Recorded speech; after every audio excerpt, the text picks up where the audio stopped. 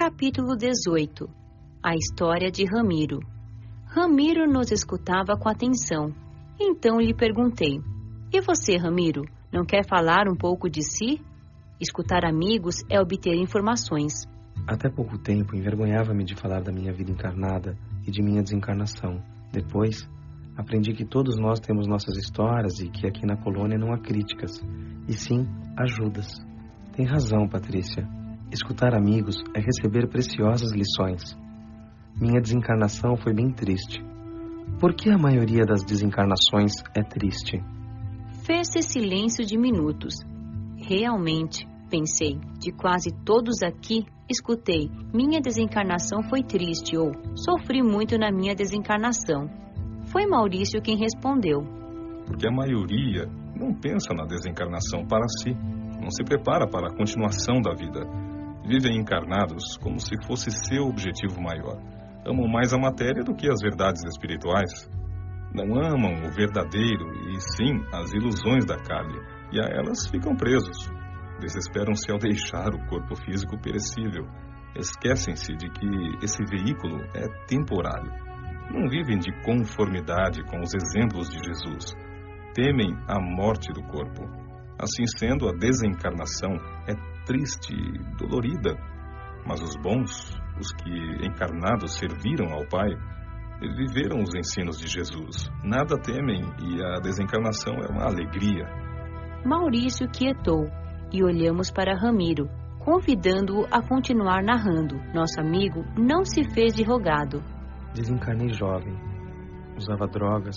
Não era ainda independente ou pensava não ser. Iludimos-nos muito ao fazer uso de drogas, pois achamos que podemos parar quando queremos.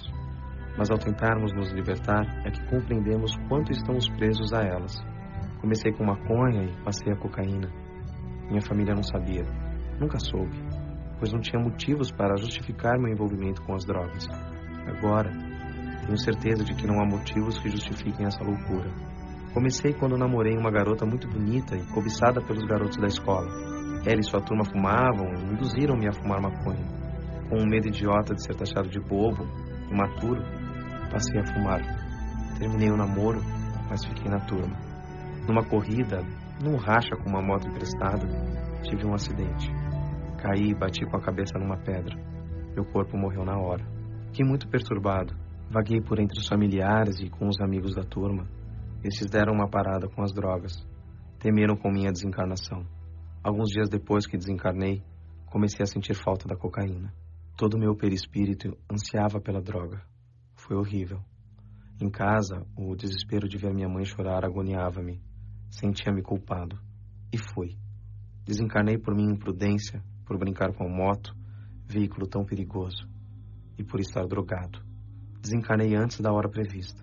O sofrimento dos meus enchia-me de culpa e remorso e, como me incomodava ficar em casa, saí e vaguei. Entendi que desencarnara, embora não soubesse ao certo o que ocorrera comigo. Meu corpo estava morto, mas eu continuava vivo e não sabia o que fazer. Foi aumentando a vontade de injetar cocaína. Nunca pensei em sofrer tanto. Essa foi minha necessidade primordial. Não me incomodava com a alimentação, frio ou calor, mas às vezes sentia sede. Resolvi buscar a droga. Sabia de outra turma que tomava muito mais drogas que nós. Fui procurá-los. Nem me aproximei porque ao lado deles estavam monstros horríveis. Mais tarde, vim a saber que eram tão somente desencarnados viciados. Irmãos em sofrimento presos a drogas e que vampirizavam aqueles encarnados viciados. Estava desesperado. Sentia minha avó orando por mim. Ela era espírita, o que era motivo de gozações de nossa parte, principalmente dos netos. Pensei, não é que minha avó deve estar certa? Morri e estou aqui como espírito vagando. Lembrei-me dos termos que ela usava. Sabia onde se localizava o centro espírita que ela frequentava e fui andando até lá. Estava aberto. Entrei envergonhado. Quando um senhor, um socorrista desencarnado, indagou-me o que queria, falei implorando. Socorre-me, pelo amor de Deus. Aqui não ajudam espíritos que vagam. Morri, não sei o que fazer. Estou desesperado. Quero tomar uma dose de cocaína, senão morro. Não posso morrer outra vez, não é? Se não posso morrer de novo, não sei o que acontecerá se não tomar a cocaína. Minha avó frequenta aqui. Socorro-me. O socorrista me olhava bondosamente. Caí nos seus braços e dormi. Sou grato aos espíritas, às pessoas bondosas que me acolheram. Fui levado a um hospital, a uma ala onde se faz a recuperação de viciados em tóxicos. Não foi fácil minha luta contra o vício. Desesperava-me e era bondosamente auxiliado pelos irmãos que lá trabalham. Foram muitos meses em tratamento. Tomava passes, aprendi a orar e, nos momentos em que não estava em crise, lia livros espíritas e o Evangelho. Tomava refeições, água, banhava-me somente quando me sentia melhor. Quando melhorei, fui ver outros irmãos imprudentes como eu. O que vi, não esqueço. Sofrimentos que nunca pensei em existir. Eram muitos jovens deformados, débeis em recuperação, iguais aos que julguei serem monstros. Entendi que, socorridos, estavam no caminho que os livraria do sofrimento. Piores eram os que não tinham socorro, os que não queriam libertar-se. Compreendi que não sofri tanto, porque minha avó com suas preces sinceras guiou-me, e também porque não fiz outras ações erradas. Compreendi que não sofri tanto, porque minha avó com suas preces sinceras guiou-me, e também porque não fiz outras ações erradas. Não cometi crimes, tão comuns entre os toxicômanos, e busquei logo um socorro, senão eu iria vagar em sofrimento como tantos outros. Desintoxicado, vim para o educandário, onde estudo e me preparo, porque quero, no futuro, ser um socorrista de irmãos escravos dos vícios. A maior necessidade que tive como desencarnado foi para meu sofrimento, minha agonia. A cocaína. Só ansiava, desesperado, por ela. Ramiro calou-se e foi abraçado por Maurício. Estamos presos ao que nos ligamos quando encarnados. Tenho certeza de que você, meu jovem, será um excelente socorrista. Será sim. Oscar falou, sorrindo. Ramiro, aproveitando a presença de Maurício, indagou, ávido por aprender. Maurício, o que acontece com as pessoas com doenças como câncer, que tomam remédios fortes para conter as dores e que muitas vezes esses medicamentos abreviam a existência física? Elas também sentem falta dessas drogas quando desencarnam? Está errado tomá-las, já que abreviam a existência corporal? Cuidar do corpo físico é obrigação de todos nós, que, por certo período, o temos para viver encarnados. Temos que dispor do que a medicina terrena nos oferece para curar as doenças. Se o que dispomos para amenizar nossas dores pode abreviar a existência, não é culpa nem dos médicos nem dos doentes. Acredito que a ciência logo encontrará novas formas de alívio e curas. Mas, meu jovem Ramiro, ao tomar uma droga como medicamento indispensável, ela não nos fará falta quando desencarnarmos.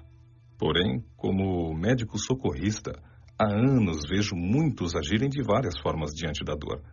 Os que sofrem doenças dolorosas no corpo, com resignação, são socorridos e logo estão bem.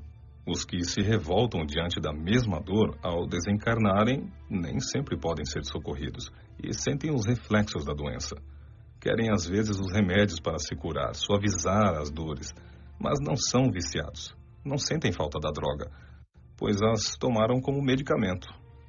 Tenho visto aqui pessoas que ficaram dependentes de soníferos e, quando socorridas, têm de aprender a dormir sem eles. Têm de se livrar dessa dependência.